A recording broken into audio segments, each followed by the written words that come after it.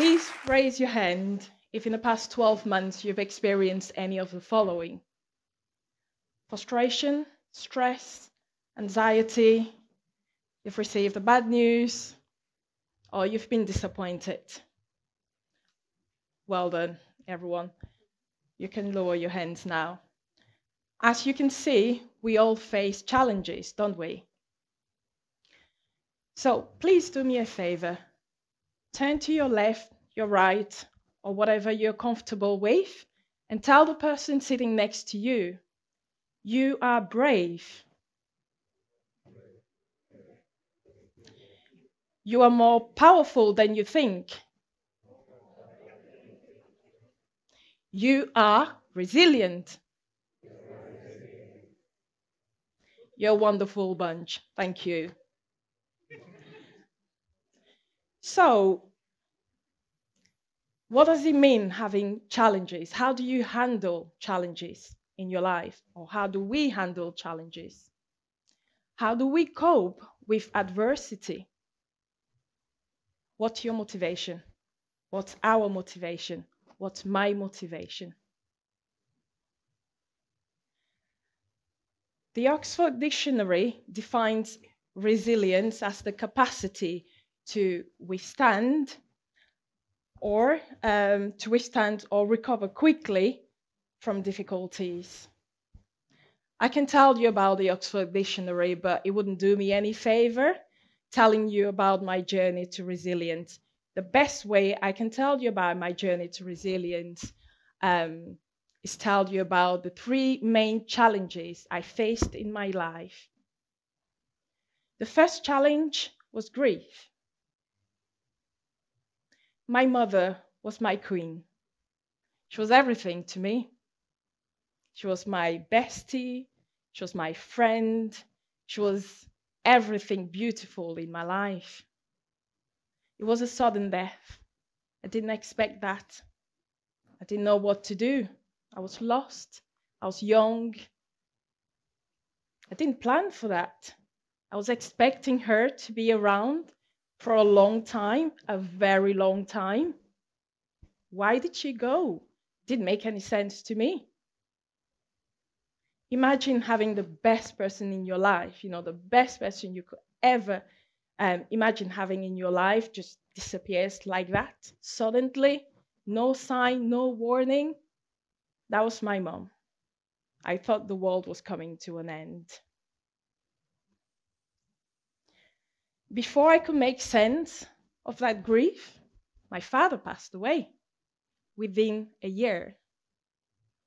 So, how do you start? How do you start enjoying life? How do you start to deal with grief? When you've just lost the 2 key people in your life? My dad shaped my professional experience. I can proudly say, on a professional level, I am what I am because of my dad and my mom as well. So it was the end of the world for me. My 2 people were gone within a year. Saying I was sad is the least I can say.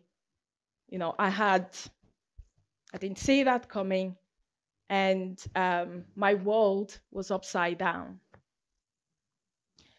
The second challenge I faced in my life was domestic abuse. When I thought I was getting better, a few years down the line, I was emotionally and physically bruised by a domestic abuse incident. So, how do you start to recover? How do you get down there and think of getting up? I had 2 young children to look after. I find myself on my own with 2 young children under the age of 6, on a low-income job, with as little help as possible. So you can imagine where I was. I was down there. I fell very low. Didn't know who to turn to. I had to leave. I had to carry on. I had to look after those children who were looking up to me.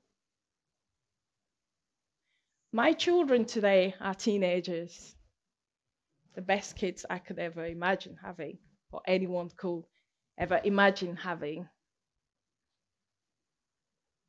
What I want them to, my legacy to them, is to know that regardless of the challenges you face, you can always get up. I fell down, but I made sure I fell on my back. Because if you fall on your back and you look up, you can definitely get up. Borrowing a word from a speaker, Les Brown. The third challenge I faced in my life was a professional challenge. I've been working now for the past 15 years. After graduating from this University of Salford, thank you very much. I've been working for 15 years. And I was once told by a manager that I was too ambitious for her liking. So in other words, I can call that the ambiguity of being me and being ambitious. I was amazed by the comment, and I asked her why she told me that. And I couldn't find any reasonable reason for such a comment. Eventually, I did come to realize that the challenge wasn't me being ambitious. The challenge was how I looked like. Yeah, as a young Black woman in the UK, on a professional level, there are various hurdles. There are various hurdles to get that pay rise, to get that promotion. You can be good and you can do whatever you can do, and they all agree you're very good, but for some reason, being ambitious, it's not acceptable. So how do you cross that hurdle? How I built my strength. Because believe me, it wasn't easy. Dealing with losing your parents, when you lose your parents within a year, it always stays with you. The pain is very much real every single day, even up till now. When you go through domestic abuse, that's another challenge, another big challenge you need to face in your life. And then on the professional level, you have those constant challenges. So how did I build myself? I used the theory of the 3 S's: self-care, self-discipline, and self-competence. So what does that mean, self-care? Self-care means it was all about me. From a very young age, I was fortunate to have a purpose. Have a purpose helps you to identify what you want in life and how to get there, regardless of the process. Self-care meant I had to look after myself. I had 2 young children, so I had to look after myself so they have the best outcome in life, because I didn't believe anyone can do that better than me. So I looked after myself. Regardless of the challenges you're going through, look after yourself. Have a purpose. The second thing I did, the second S, is self-discipline. Self-discipline for me meant making good choices. I made sure I made good choices. It wasn't easy, I can say it right now, but it wasn't easy, because when you're faced with challenges and you have to make choices, sometimes you have to make difficult choices, sometimes you make the wrong choices, but I made sure I made good choices. And I think I did. The second S is self-competence. So that is like acquiring skills. I knew I was very low. I knew I was down there, but I knew I had to get up. I knew I was there, but I looked up. And because I looked up, I did what was necessary to get up.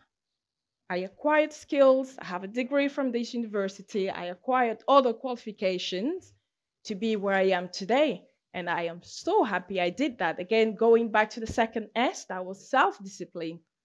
Self-discipline, making good choices.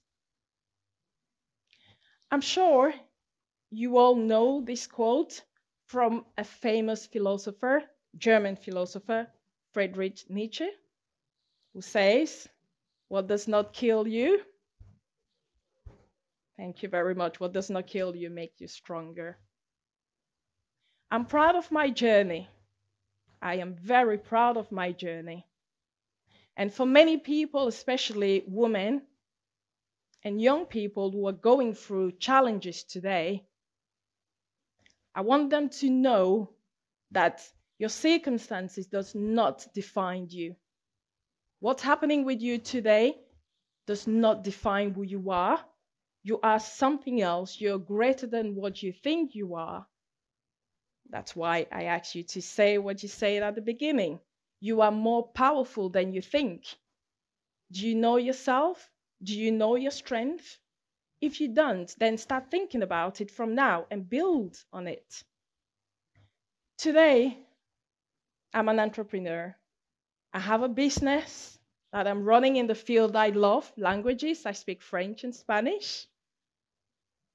I'm the head of department for a national charity in the UK, empowering people who are going through similar experiences and more.